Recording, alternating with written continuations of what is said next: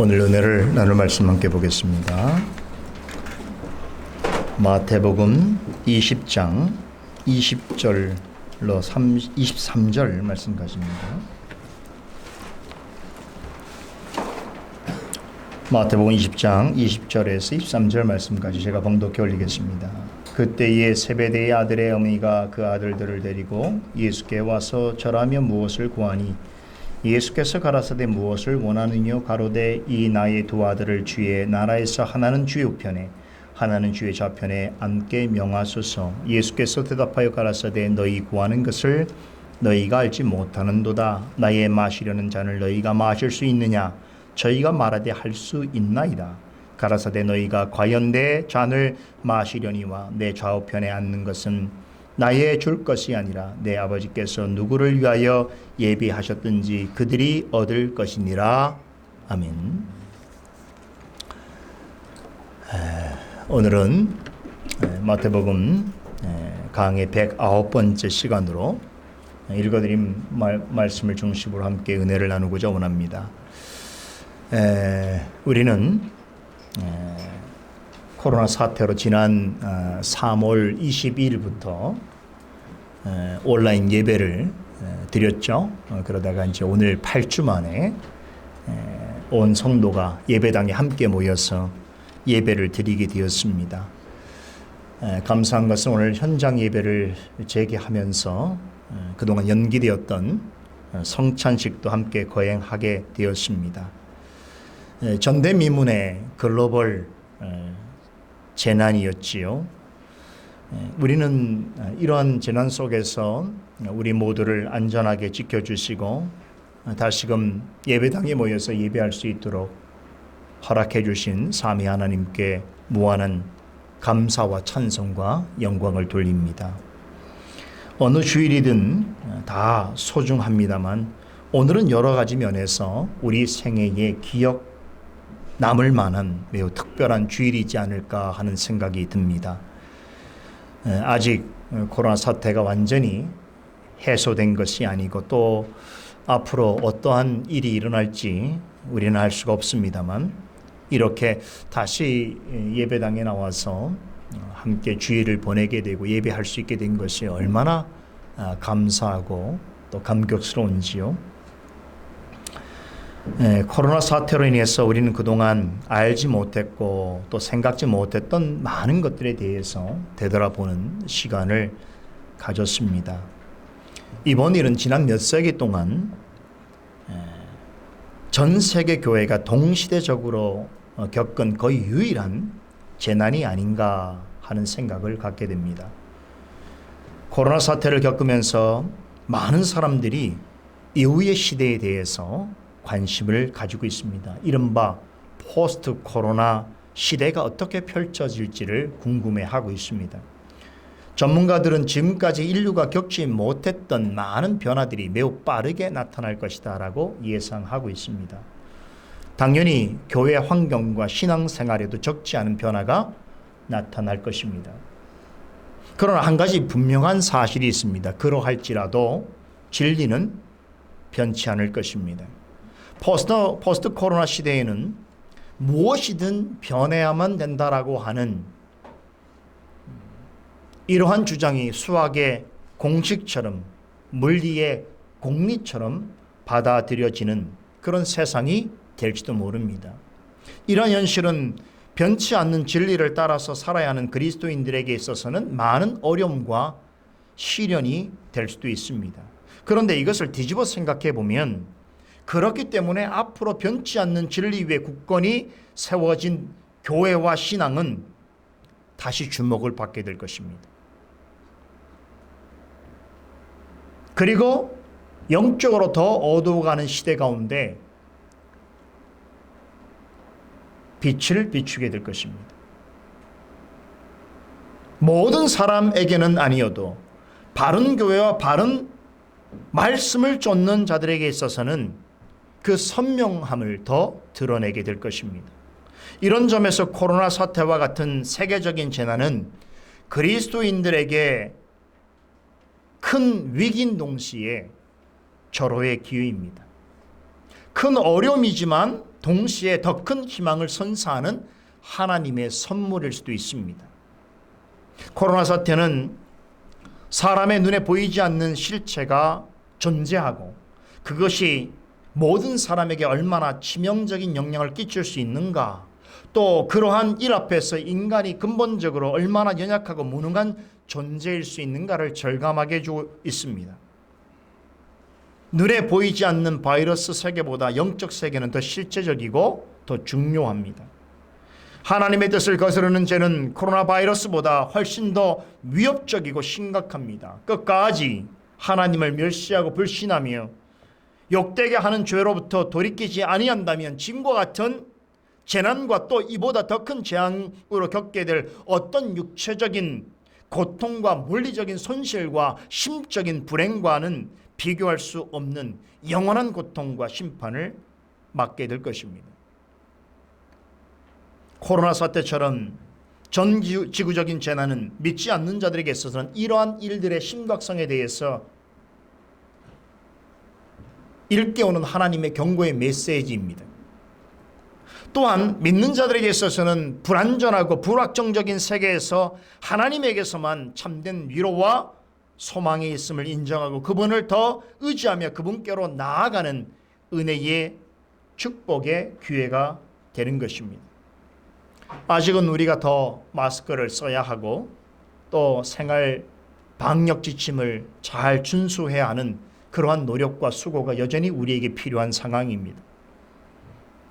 그럼에도 이렇게라도 다시금 모여서 예배 드릴 수 있게 된 것에 대해서 참으로 감사하면서 또 특별히 이제 곧 이어지게 될 성찬식을 우리가 기대하면서 오늘 강설을 여러분에게 전해드리려고 합니다. 먼저 강설과 관련해서 제 개인적으로 좀 놀랍고 신기하다 싶을 정도로 생각되는 한 가지 이야기를 먼저 전해드리면, 오늘 본문은 마치 오늘이 성찬을 시행하는 날인 줄을 미리 알고 있었다는 듯 이 날을 위해서 기다린 말씀입니다.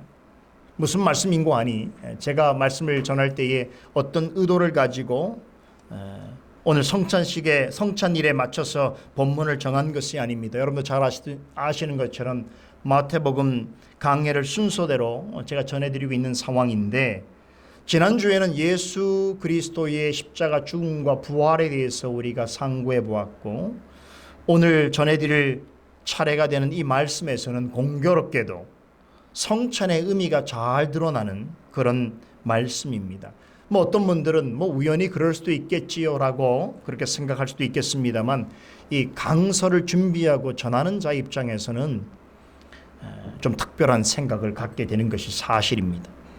누가 보면 우연한 일 같고 또 작은 일 같지만, 저는 이런 말씀들을, 이런 말씀의 어떤 방향성, 또 진행되어지는 상황들을 늘 생각해 보면서 마치 다음 날의 날씨를 예상하는 기상 캐스터와 같은 그런 역할들을 하게 되어지는데, 그럴 때 오늘 이 말씀을 제가 준비하면서 참 하나님께서 우리 교회와 또 여러분들을 참 섬세한 부분까지 간섭하시고 또 참 사랑하시고 인자하신 손길로 이끄시고 계시구나라고 하는 것에 대해서 제삼 확인하는 그런 시간이 되었습니다. 오늘 예배를 제기하면서 우리가 성찬식을 하게 되어진 것은 우리의 계획과 기대를 뛰어넘는 하나님의 특별한 은혜의 역사다라고 하는 생각을 가지면서 오늘 말씀을 함께 봅니다. 지난주에는 예수님께서 제자들에게 포도 품꾼 비유를 전하신 후에 예루살렘으로 올라가시는 길에 전하신 세 번째 순환 예고에 관한 말씀을 살펴보았습니다. 예수님께서는 예루살렘으로 올라가시는 중에 또다시 거기서 겪을 일에 관해서 전하셨지요. 이제 곧 예루살렘에 이르시게 되면 대제사장들과 서기관들에게서 정죄를 받으실 것이고, 그들의 손에 의하여서 이방인들 손에, 즉 로마인들에게 넘겨져서 모욕과 채찍질을 당한 이후에 십자가에 못 박혀 죽게 될 것이라. 그리고 3일 후에 부활하실 것을 알리셨습니다. 앞에서도 자신의 죽음과 부활에 대해서 몇 차례 언급하신 적이 있습니다만, 이번에는 그 상황을 아주 구체적으로 묘사하셨습니다. 지난주에 말씀드린 것처럼 예수님의 십자가 죽음과 부활은 예수님 개인에게만 해당되어지는 일이 아닙니다. 구약시대에 하나님께서 보내신 모든 선자들이 한 마음으로 예언한 일이고, 아담 이후로 죄 가운데 있는 인류 전체가 간절히 기다려온 일입니다. 예수님께서는 아담의 범죄로 말미암아 죄와 비참 가운데 빠진 인류를 스스로 헤어날 수 없는 모든 불행과 고통과 영원한 정죄와 심판에서 구원해내시려는 하나님의 뜻이 자신의 십자가 죽음과 부활을 통해서 온전히 이루어지게 될 것을 알리셨습니다.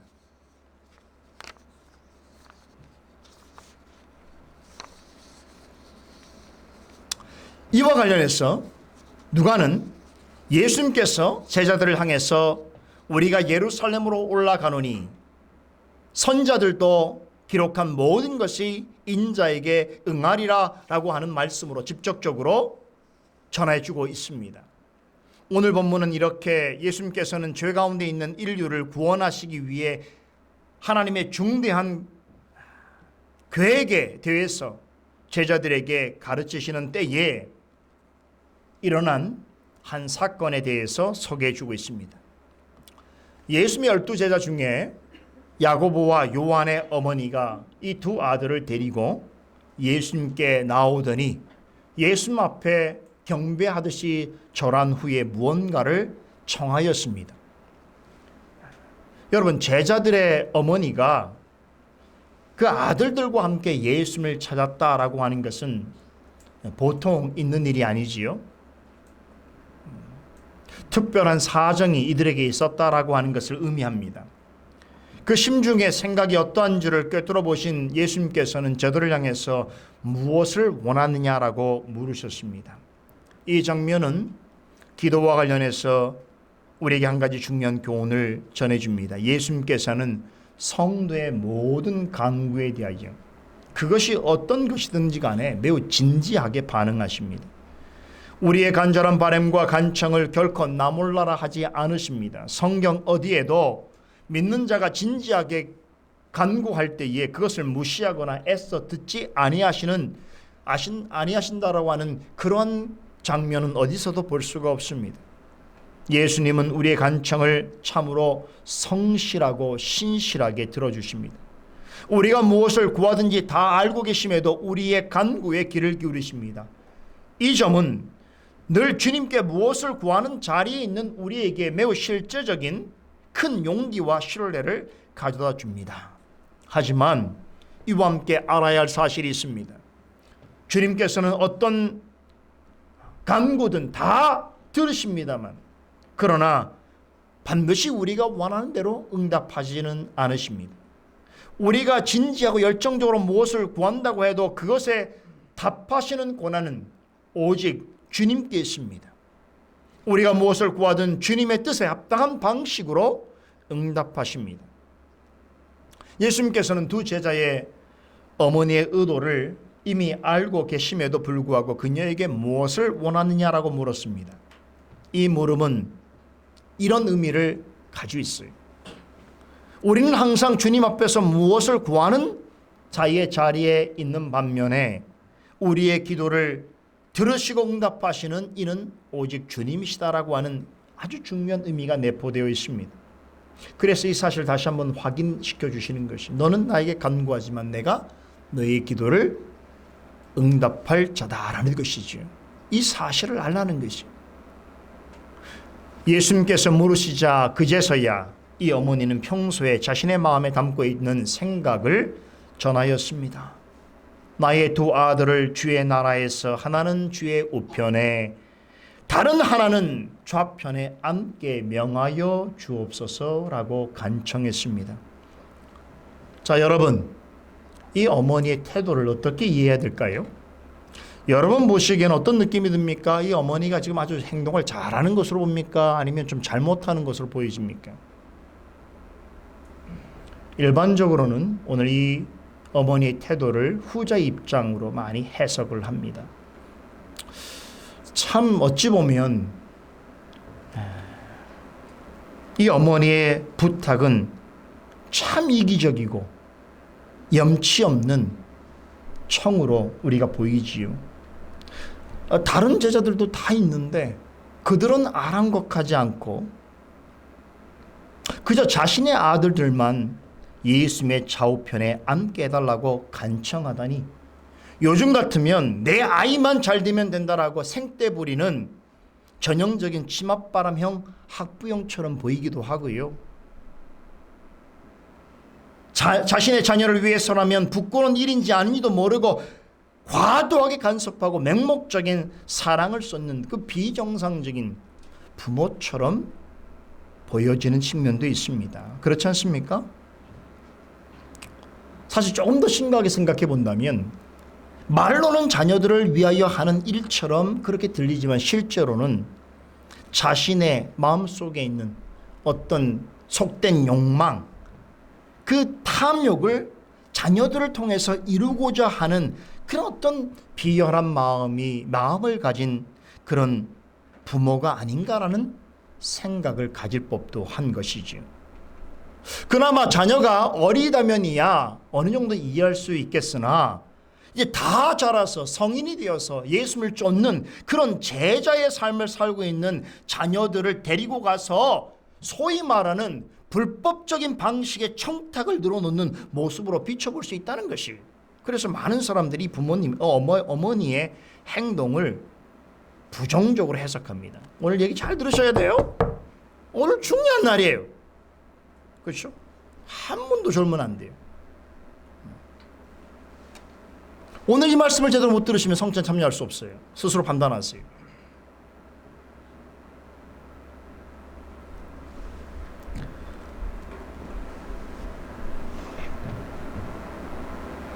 다음 주에 살펴볼 내용입니다만, 이 4절을 보게 되면 나머지 제자들이 지금 이 어머니와 아들들이 하는 일을 듣고 분개합니다. 병행구절로 소개하고 있는 마가복음 본문에서는 오늘 본문에 나오는 어머니의 부탁은 실은 야곱과 요한이 예수님께 직접 고한 것이라고 전해주고 있습니다. 이 말은 주의 나라에서 주의 좌우편에 앉게 해달라고 하는 이 부탁이 어머니만의 생각이 아니고 그 아들도 동일하게 생각한 일이다 라고 하는 것을 말해주고 있는 것입니다. 자, 그렇다면 우린 여기서 한 가지 중대한 물음을 던지지 아니할 수 없습니다. 이들 모자가 정녕 자기밖에 모르는 이기적이고 다른 사람과의 공감 능력이 전혀 없는 정말 자기중심적인 그런 류의 사람들인가 하는 것이죠.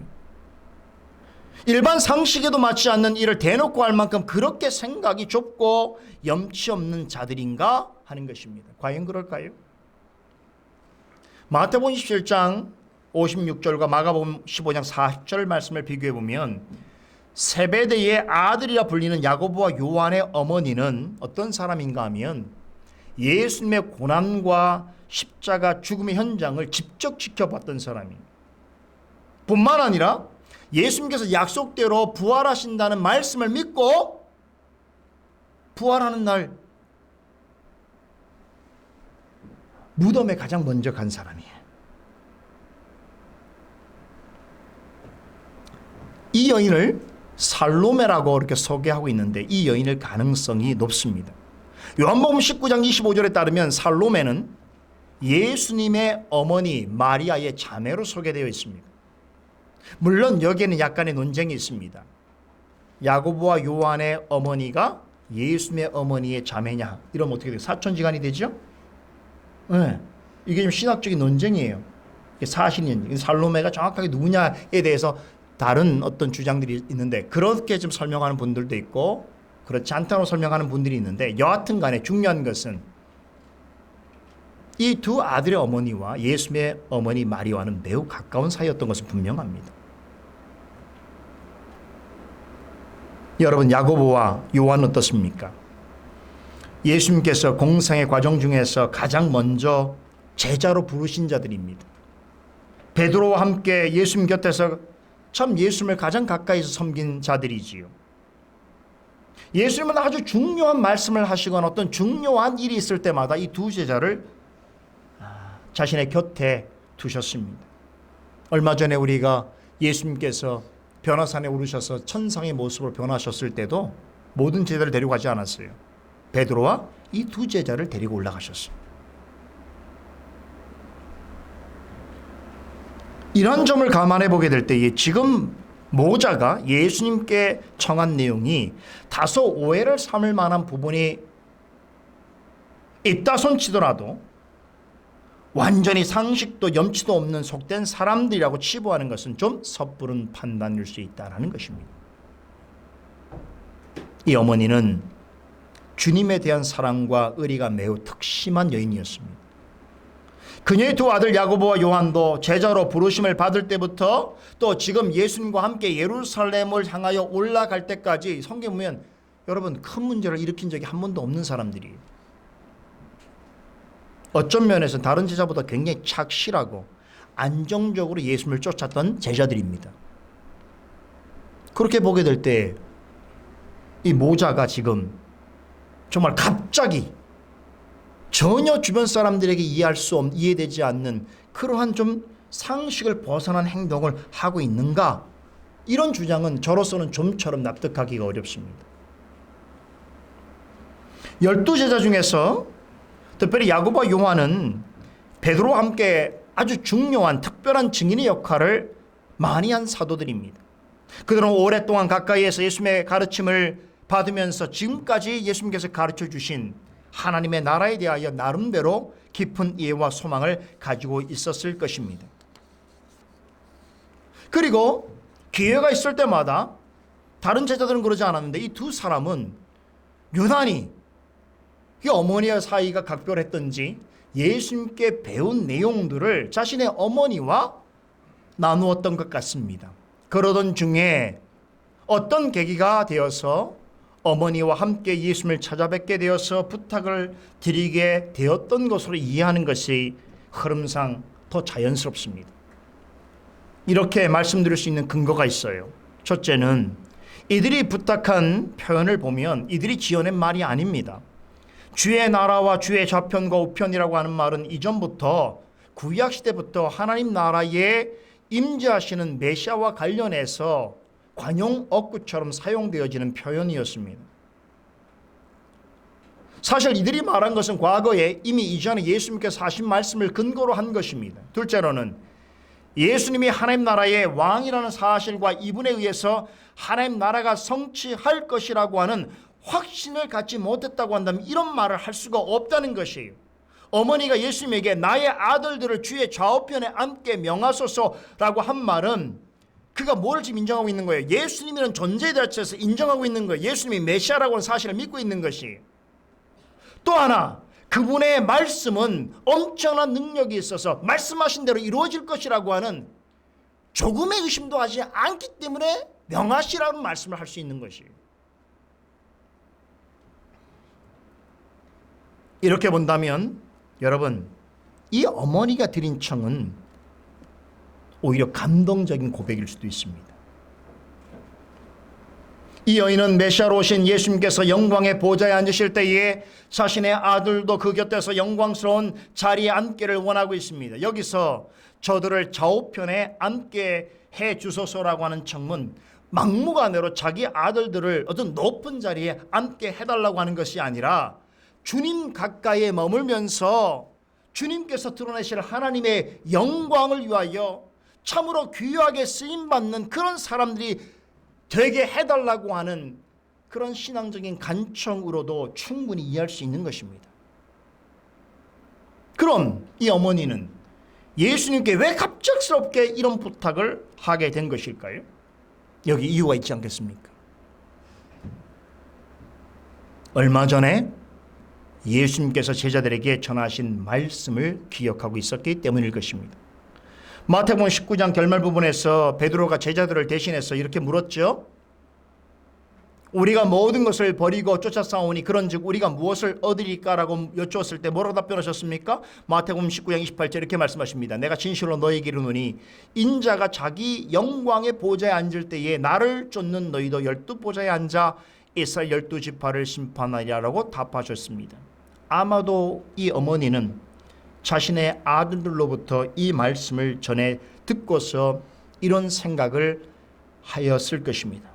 모든 것을 버리고 주를 쫓는 자들은 예수님께서 만왕의 왕으로서 영광의 보좌에 앉으실 때에 그분의 통치와 영광 가운데 참여할 수 있도록 하신다고 약속하셨으니 이제 내 아들들처럼 저들도 자신의 모든 것을 포기하고 예수님을 따르고 있으니 내 아들들에게 그런 축복을 내리어 주소서. 이것이 어미로서의 나의 간청입니다라고 하는 바람을 가지고 예수님께 구한 것일 수도 있습니다.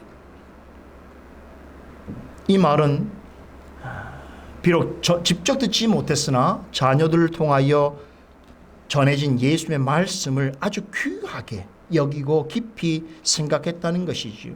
또 예수님께서 이런 모든 19장의 말씀을 교훈을 다 마치시고 뭐라고 그러셨어요? 나중된 자가 먼저 되고 먼저 된 자가 나중된다라고 하는 이런 교훈을 하시고 또 이어서 말씀하신 포도원꾼에 관한 비유의 결말에서 똑같은 말씀하셨다고 그랬죠? 이런 말씀을 지금 이 어머니가 전해 듣게 되었을 때에 그렇다면 이제 주님의 백성된 내 두 아들이 주님 앞에서 나중된 자가 아니라 먼저 된 자이기를 원합니다. 주님을 위하여서 정말로 헌신적으로 사용되어지는 그런 쓰임받는 일꾼들이 되기를 원합니다라고 하는 생각을 가졌을 수도 있습니다. 여러분, 지금 제가 말씀드리는 부분은 성경에 명확하게 기록되어 있지 않습니다. 그러나 충분히 이러한 개연성을 가지고 있을 수 있다는 것이, 그래서 이런 사정을 하나하나 이렇게 생각해 보면 주의 나라에서 주의 좌우편에 앉게 해달라고 하는 이 어머니와 아들들의 부탁은 무조건적으로 비판적으로 볼 만은 아니다라는 것입니다. 만일에 예수님을 만왕의 왕으로 오신 메시아인 줄 알고 그런 예수님을 따르는 내 자식들이 그분 가까이에서 그분의 영광에 참여하여 살기를 원하는 마음에서 진정 어머니가 안 부탁이라고 한다면 여러분, 이런 태도는 비난받을 것이 아니지요. 오히려 신앙적으로 우리가 배우고 본받아야 할 모습이죠. 가끔 어떤 경우에서는 겸손을 가장하여서 정말 중요한 일보다 그렇지 않은 일에 더 많은 관심을 쏟고 시간을 허투루 하고 있음에도 불구하고 스스로 그런 일을 정당화할 때가 우리가 얼마나 있습니까? 세상적인 관점에서 내 자식이 남들보다 더 잘되고 잘나고 하는 일이라고 한다면 참 치맛바람이라도 부끄러워하지 아니하고 내가 얼마를 들여서라도 그 뜻을 이루고 그렇게 애를 쓰면서도 정작 나의 자녀가 하나님의 나라의 백성으로서 올바르게 성장하는 일에 있어서는 뜨뜻미지근한 그런 믿음의 부모들이 많다는 것이에요. 자녀가 세상 사람들에게 인정받고 보란듯 성공하는 일에는 정말 자기의 전생을 올인하려고 하는 그런 마음을 가지고 있으면서도 하나님의 말씀을 바르게 배우고 깨닫고 하나님께 합당한 영광을 돌리며 사는 그런 사람이 되도록 하는 일에 있어서는 남일처럼 생각하는 사람도 있단 말이죠. 많은 부모들이 자녀가 조금만 아프고 몸이 허약하면 부모도 세상을 다 잃은 것처럼 그렇게 근심하지요.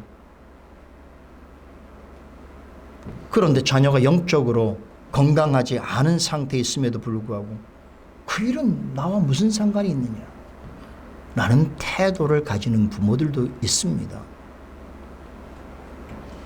자녀에게 세상 좋은 것들로 먹이고 입히고 하는 일에 참으로 전념하면서도 정작 자녀들의 영혼을 위하여 정말 필요로 한 것이 무엇인지에 대해서는 관심을 갖지 않는다고 한다면 과연 믿음의 부모라고 할 수 있겠는가?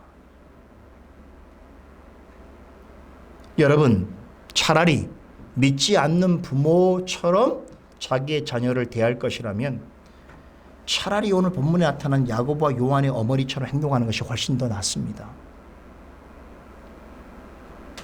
비록 오해받을 만한 소지가 있다고 하더라도 여러분, 한 가지 분명한 점이 우리가 볼 수 있는데, 이 어머니는 세상 사람들, 세상 부모들은 전혀 갖지 않는 어떤 일에 자녀들의 관심을 가지고 있다는 거, 이게 뭡니까? 가장 큰 관심은 바로 자녀들의 영혼이 범사에 잘 되는 것에 있다는 것이.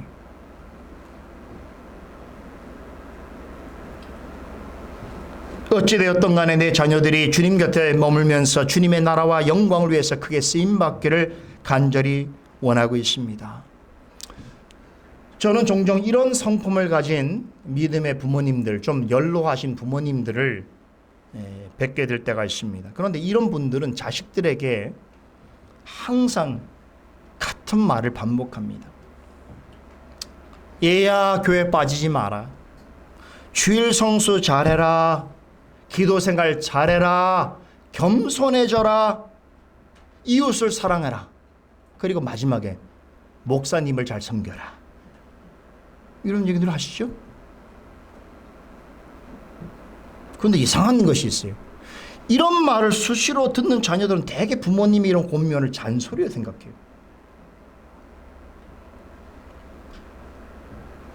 하지만 자녀가 세상에서 어떤 꿈을 꾸며 살도록 내버려 두고 하나님을 떠나가는데도 신앙생활을 잘못하는데도 아무런 말도 하지 못하는 부모보다는 이런 부모가 수천 배로 좋은 부모입니다. 그걸 아셔야 돼요. 내 곁에서 나의 삶에 신앙적인 권면과 조언을 할 수 있는 부모가 있다는 것이 복입니다.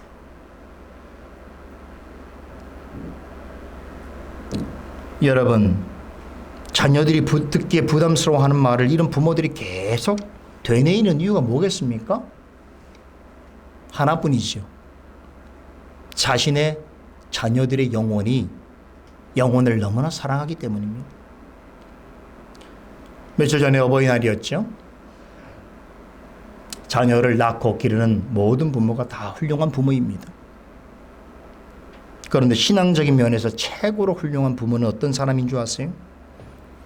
자기를 사랑하듯 자녀의 영혼을 사랑하는 사람입니다.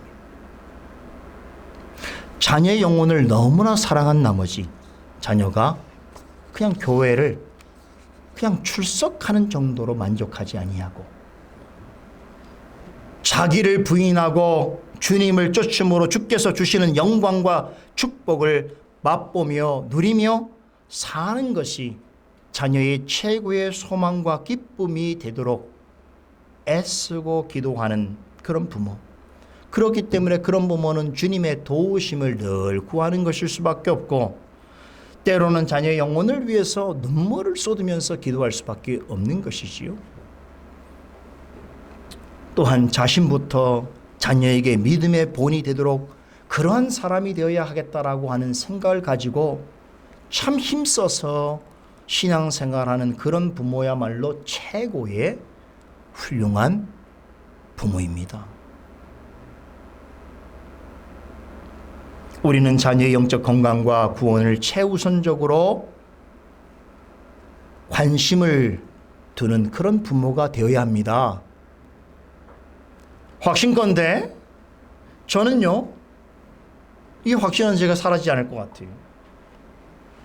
하나님 앞에서 자신의 존재의 어떠함을 자각하고 스스로 말씀을 경청하고 말씀에 순종하여 살기를 기뻐하면서 자신의 모든 삶의 유일한 주제자여 왕이여 구주로 우리 주님을 고백하면서 사는 자녀라고 한다면 부모님들 인간적으로 너무 걱정하지 마세요. 염려하지 마세요. 하나님께서 책임지십니다. 하나님께서 반드시 옳은 길로 인도해 주시고 하나님이 목적하시는 삶을 살도록 하십니다. 다르게 너무 간섭하지 마세요. 하나님을 잘 믿으면 하나님을 제대로 아는 자녀면 자기가 뭘 해야 될 줄 알게 돼 있어요. 하나님을 바르게 아는데 자신이 뭘 할 줄 모르는 것은 말이 안 되는 것이. 우선순위를 잘 하셔야 돼요. 아무튼 본문에 나오는 이 어머니는 예수님한테 직접 배움을 얻는 자리에 있지도 않았는데 자녀들로부터 전해 들은 말씀을 의심 없이 받아들이면서 그 마음을 주님 앞에 드릴 줄 아는 믿음을 가진 성도였다는 것이 분명합니다. 그런 까닭에 예수님께서 영광의 보좌 앉을 때에 자기를 부인하고 주님을 쫓는 자들은 그분의 영광에 참여하는 은혜와 복을 받아 누릴 것을 이 어머니는 믿어 의심치 않았어요. 근데 이런 생각이죠. 기왕에 주님을 따라 살려고 하면 좀 제대로 살아라. 좀 주님의 영광과 그 축복에 크게 기여하는 사람이 되어. 이게 믿음의 어머니의 마음인 거예요. 기왕 교회를 다니고 기왕에 주님의 일꾼이 되려면 정말 선한 영향을 끼치고 많은 사람들에게 유익을 끼칠 수 있는 그런 사람으로 살아라. 그게 나의 바람이다. 이렇게 말하는 것이. 그런 게 진짜 믿음의 부모의 마음이지요.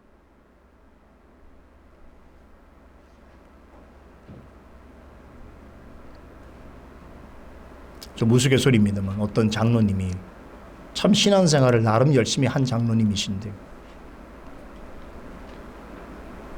생을 다 할 때에 자녀들을 불러놓고 마지막 유언하는 자리에서 얘들아, 너희들 알다시피 내가 열심히 신앙생활하고 여태까지 살아왔는데 한 가지 후회가 있다. 하나님을 몰랐으면 더 좋을 뻔했어. 내 소원은 니들이 원하는 대로 사는 거야 라고 말했대요.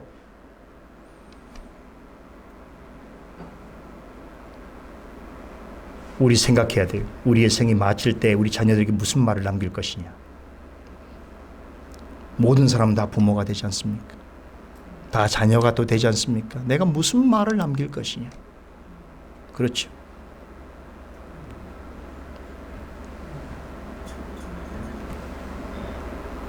오늘 이 부모는, 어머니는 기왕에 자신의 자녀들이 예수님의 제자가 되는 삶을 살 것이라면 가급적이면 주님과 가까운 위치에 머물면서 남들보다 더 값지고 귀한 일에 쓰임받는 자가 되기를 간절히 바랬던 것입니다. 이러한 심정에서 청한 부탁이라면 이 모자의 오늘 이 간청을 여러분 너무 비판적으로, 너무 날카롭게 그렇게 우리가 정죄하지 않아야 된다. 어느 정도의 변호받을 만한 여지가 저는 있다고 생각합니다. 그러나 예수님께서는 이들의 하는 청에 대해서 이렇게 답하시지요. 너희 구하는 것을 너희가 알지 못하는도다. 이 말씀은 분명 저들의 잘못을 지적하는 것이지요. 그런데 여러분 이 톤을 보세요. 예수님께서 이렇게 지적하는 톤이 마치 그동안 바리새인과 서기관들에게 하셨던 이게 아주 강한 책망의 톤과는 전혀 다른 것이, 여기서 너희가 알지 못한다라고 하는 이 말씀은 너희가 열심히는 해왔지만 무언가 오해를 하고 있다. 그러므로 내가 그것을 교정해 주겠다라고 하는 그런 의도를 드러내신 것입니다. 이들은 자기를 부인하고 죄를 쫓는 자들에게 예수님께서 영광의 권좌에 오르실 때에 그분의 영광에 참여할 수 있게 될 것이라고 하는 사실을 굳게 믿었습니다. 그래서 서둘러 그 일이 자신들에게 이루어지기를 간절히 열망했습니다. 이것은 잘못된 일이 아니지요. 그러나 이것이 실현되기 위해서 반드시 요구되어지는 한 가지 일이 있다는 사실은 미처 생각지 못했던 것이, 주의 통치와 영광 가운데 참여하기를 원한다면 이것을 맛보기 전에 먼저 행해야 할 일이 있습니다. 모자는 이것을 잘 모르고 있었던 것이죠. 여러분 그것이 무엇인 줄 아십니까? 바로 이어지는 예수님의 질문에 답이 나옵니다. 나의 마시려는 잔을 너희가 마실 수 있겠느냐? 예수님께서 말씀하신 나의 마시려는 잔은 뭘 말하는 것이겠습니까? 곧 있을 예수님의 십자가 고난과 죽음을 의미합니다. 예수님을 찾아와서 간청하는 어머니와 두 아들의 관심사는 예수님이 부활 승천하신 이후에 나타날 일들에 있었습니다. 어머니는 예수님께서 부활 승천하셔서 영광의 권좌에 앉으시면 그때 자신의 모든 것을 버리고 예수님을 쫓은 두 아들이 예수님이 받으실 영광에 참여하게 하게 될 줄로 믿고 있었습니다. 그러나 한 가지 중대한 사실을 놓치고 있었습니다. 부활하신 예수님의 영광에 참여하려면 먼저 예수님의 고난과 죽음을 가리키는 잔을 마셔야 하는 것이, 다시 말해서 예수님께서 고난받으시고 죽으신 후에 그의 영광에 들어가신 것처럼 예수님을 따르는 자들도 그분과 함께하는 영광을 맛보려면 그의 고난과 죽음에 동참해야 한다는 것입니다. 그런데 한 가지 오해해서는 안 되는 것이 있습니다. 예수님께서 너희가 구하는 것을 너희가 알지 못한다라고 하신 것은 단지 먼저 고난과 죽음을 거쳐야만 영광에 들어간다라고 하는 어떤 시간적인 순서에 대하여 너희가 알지 못하는구나라는 말씀이 아닌 거예요. 예수님께서는 앞서 이 말씀의 의미에 대해서 이미 제자들에게 여러 차례 말씀하셨습니다. 그것을 지금 기억지 못하는 것뿐이에요. 어떤 말씀일까요? 지금 이 말씀과 같은 말씀이 우리가 그렇게 잘 알고 있는 마태복음 16장 24절에서 예수님께서 나를 따라오려거든 자기를 부인하고 자기 십자가를 지고 나를 쫓을 것이라고 하는 이 말씀입니다. 이 말씀은 부활 승천하신 예수님의 권세와 영광을 받아 누리려면 우리에게 무엇이 먼저 필요한지에 대해서 가르쳐주고 있습니다. 자기를 부인하고 십자가를 지고 주님을 쫓아야 한다는 것입니다. 여기서 십자가를 진다는 것은 본문에 예수님께서 이들에게 요구하신 나의 잔을 마시는 일입니다. 나의 잔을 마신다는 것은 예수님이 받으신 고난에 참여하는 것을 의미합니다. 그런데 이것은 또 잘못 이해해서 예수님께서 받으신 육체적인 어떤 고통과 고난과 같은 어떤 정도의 그런 고통 가운데 내가 고통을 맛보아야 한다, 이런 의미가 아닌 것이에요. 예수님과 같은 고통을 우리가 어떻게 참아낼 수 있습니까? 그런 육체적인 고난을 얘기하는 게 아니에요. 그렇다고 주님을 위하여 모든 어려움과 어떤 고난도 다 참아 견뎌야 한다라고 하는 것을 강조하는 것이 아니에요. 물론 그런 뜻이 전혀 없다고는 할 수 없지만 이 말씀에는 그보다 훨씬 더 깊은 의미가 담겨 있습니다. 이 말씀에 담긴 중대한 의미를 귀로 들을 뿐만 아니라 눈으로 볼 수 있도록 잘 나타내 주는 것이 바로 뭔지 아세요? 성찬이에요. 우리는 성찬식에서 주의 잔을 마십니다. 정확하게 말하면 예수님께서 이것은 내 잔이라고 하신 내 잔이라고 말씀하신 의미를 담고 있는 잔을 마시는 것이지요. 마태복음 26장 28절에서 예수님께서는 이 잔의 의미를 이렇게 설명해 주고 계십니다. 이것은 죄의 사함을 얻게 하려고 많은 사람을 위하여 흘리는 바 나의 피 곧 언약의 피니라. 주께서 주시는 잔은 죄의 사함을 얻게 하시려고 우리를 위하여 십자가에서 흘리신 언약의 피입니다. 그러므로 성찬식은 그리스도로 말미암아 죄의 사함을 받은 하나님의 언약 백성만 참여할 수 있는 것이, 그들만이 주님께서 주시는 잔을 받아 마실 수 있습니다. 우리가 성찬식에서 마시는 잔은 예수님께서 받으실 고난을 가리킵니다만 이미 우리는 예수님께서 십자가의 죽음을 통해서 이루신 죄의 사함의 은혜를 입고 있는 자리에 있습니다. 그런 사람들에게는 이 말씀은 훨씬 더 깊은 의미가 있습니다. 그 의미를 나타내 주는 것이 바로 성찬입니다. 성찬은 그리스도께서 십자가 죽음을 통해서 이루신 구속의 유익을 우리에게 전달하는 데 가장 효과적인 은혜의 방편입니다. 그럼 구체적으로 성찬은 우리에게 어떤 유익을 전달하는가? 우리 전에 웨스트민스터 소위문답을 통해 다 배웠죠? 다 기억나시죠? 그렇죠. 성찬이 뭐라고 그랬습니까? 웨스트민스터 소위문답 96문에 이렇게 묻습니다. 시간 관계상 제가 그냥 말씀드릴게요. 그럼 다 아시는 거지만 뭐라고 묻습니까? 성찬은 무엇입니까? 물을 때 뭐라고 답합니까? 정말 아시는 것처럼 앉아 계시네요. 이렇게 답합니다. 성찬은 그리스도께서 정하신 대로 떡과 포도주를 주고받음으로써 그의 죽으심을 나타내 보이는 성례인데, 이를 합당하게 받는 자들은 육신적이요 유격적인 태도로 참여하지 않고 오직 믿음으로써 그리스도의 몸과 피에 참여하며 그의 모든 유익을 받아 신령한 양식을 먹고 은혜 안에서 장성하게 됩니다. 성찬은 여러분 오해하지 마세요. 단지 예수님의 죽으심을 기념하는 예식이 아니에요. 그러니까 우리가 마치 어디 미술관이나 어디 관람하는 데 가서 무엇을 보면서 객관적으로 그것을 평가하는 그런 자리에 있거나 그것을 추도하는 그런 일이 아니란 말이에요. 예수님께서 직접 제정하신 성찬은 그 자체로 당신의 죽으심과 그 일로 인해서 우리가 받게 될 신령한 유익이 있음에 대하여 약속하시고 약속을 성취하시겠다는 걸 보여주시는 것입니다. 그럼 구체적으로 우리가 받을 신령한 유익이 무엇인가? 첫째는 예수님의 십자가 죽으심을 통해서 우리가 죄의 삶과 영생을 얻게 되었다는 것입니다. 이 사실을 소리문답 96문에서 이렇게 대답했죠. 오직 믿음으로써 그리스도의 몸과 피에 참여한다라고 말합니다. 성찬식에서 떡과 포도주를 먹는 것은 예수님의 십자가에서 겪으신 고난과 죽으심을 추억하고 슬퍼하는 일이 아닙니다. 예수님의 몸과 피를 표상하는 떡과 포도주를 먹고 마신다는 것은 그리스도께서 나의 모든 죄를 사해 주실 뿐만 아니라 십자가 죽음과 부활을 통해서 나에게 영생을 얻게 해주셨다는 것을 믿고 확신하면서 기뻐하고 감사하는 것입니다. 성찬은 그것을 나타내는 거룩한 예식입니다. 그래서 떡과 포도주는 우리가 눈으로 보는 것이고 입으로 먹는 것이지만 실제로 이 속에 담겨있는 의미는 오직 믿음으로서만 취할 수 있는 것이에요.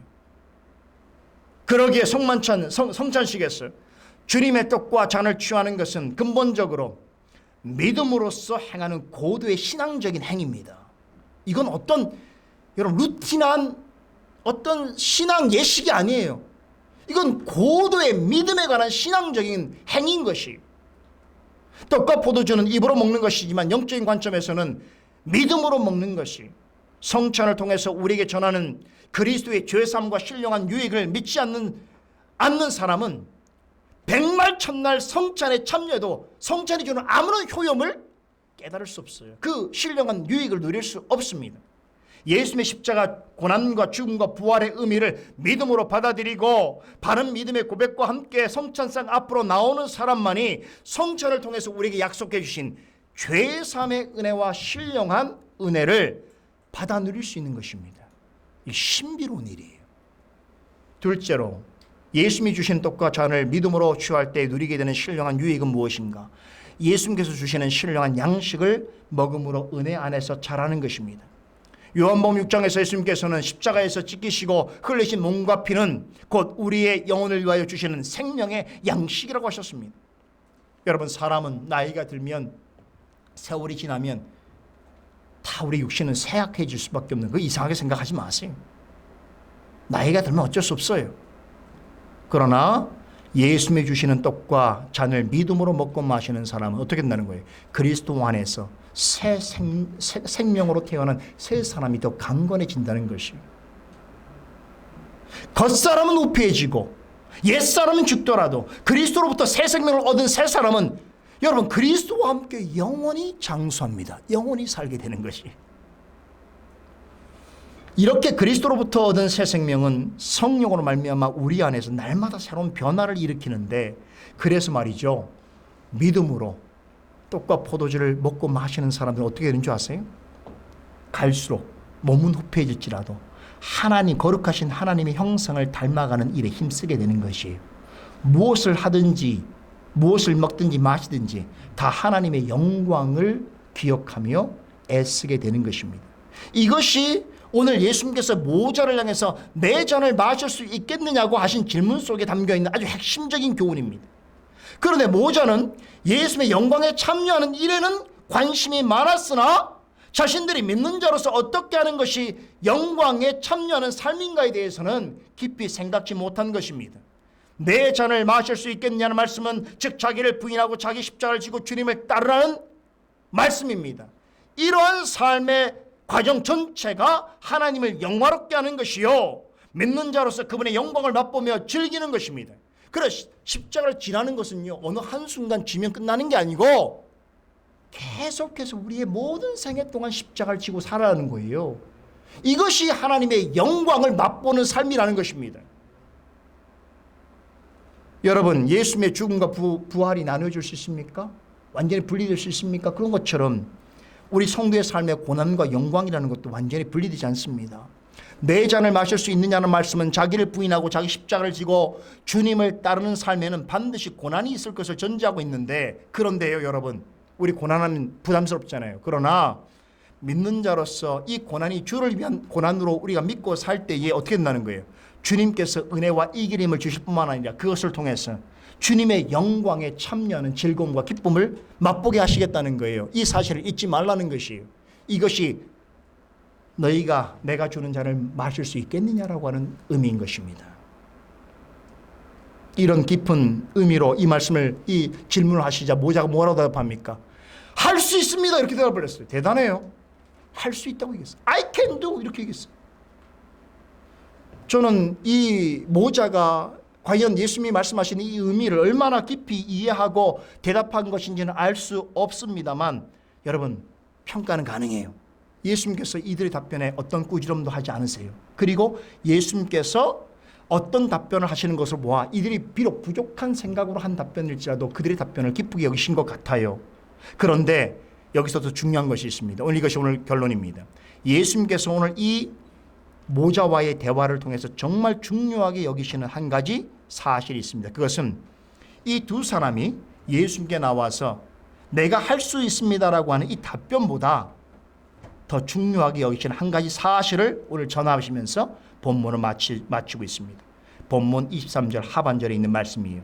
내 아버지께서 누구를 위하여 예비하셨든지 그들이 얻을 것이니라 하는 말씀입니다. 모자가 어떤 답변을 했든지 예수님은 변함없는 한 가지 사실을 우리에게 가르치시는데, 그것은 자기를 부인하고 자기 십자가를 지고 주님을 쫓는 성도의 삶의 전 과정은, 즉 주님의 십자가 고난과 죽음과 부활을 통해서 하나님의 영광에 참여하는 삶을 사는 것은 어떤 사람들에게 허락하신 것이라고요? 오직 하나님께서 예비하신 자들에게만 허락하신 것이다.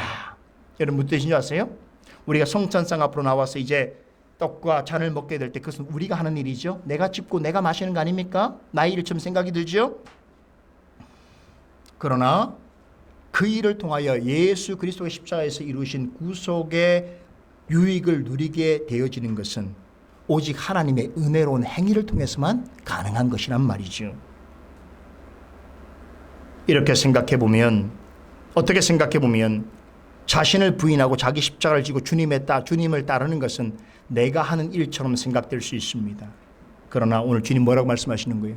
그러한 일들조차 너희의 힘과 지식으로 하는 것이 아니고 하나님의 은혜로서만 할 수 있다라고 말씀하시는 거예요. 오직 하나님께서 예비하신 자만이 예수님의 십자가 죽음과 부활을 통해 영광과 복락과 영생에 참여하실 수 있다고 할 수 있다고 말씀하십니다. 자기를 부인하고 십자가를 지고 주님을 따르는 일이나 주님의 영광에 참여하는 일은 사람의 힘으로 할 수 있는 것이 아니다. 성찬을 통해서 죄사함의 은혜와 신령한 양식을 받아 누리는 것도 오직 하나님의 능력과 은혜로서만 가능한 것이다. 믿으십니까? 여러분, 이 말씀은 이제 마칩니다. 마태복음 19장 25절에서 제자들이 이제 예수님의 말씀에 대하여 근심하여 돌아가고 있는 부자 청년을 바라보면서 깜짝 놀라서 뭐라고 얘기했습니까? 그러면 누가 구원을 받을 수 있습니까? 라고 물을 때 예수님께서 이렇게 답변하셨죠. 26절에 뭐라고 하십니까? 사람으로서는 할 수 없으나 오직 하나님으로서는 다 할 수 있느니라. 우리가 성찬상 나와서 성찬식에 참여하게 되는 거와 이 일을 통하여 받을 모든 은혜들은 다 하나님으로부터 가능한 것이, 하나님부터 오는 것이. 그래 비록 우리가 고난 가운데 살아야 될 것이고 자기를 부인하고 자기의 십자가를 지고 사는 삶이지만 결국 이런 삶을 통하여 예수 그리스도께서 십자가에 이루신 그 영광과 복 가운데 참여하게 되는 모든 일들은 하나님의 은혜로만 가능한 것입니다. 기도하겠습니다. 거룩하신 하나님 감사합니다. 이 말씀을 근거로 이제 성찬식을 행하게 됩니다. 오랜 기간 동안 또 떨어져 있었던 저희들이 함께 주일에 모여서 성찬을 행하게 되온데 하나님 우리 가운데 약속하신 성찬의 은혜를 베풀어 주시옵소서. 믿음으로 나아가 먹고 마시게 하여 주시옵소서. 예수 이름으로 기도드리옵나이다. 아멘.